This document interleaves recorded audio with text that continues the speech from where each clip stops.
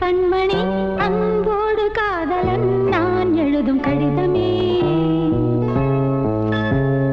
பொன்மணி உன் வீட்டில் சௌக்கியமா, நான் இங்கு சௌக்கியமே.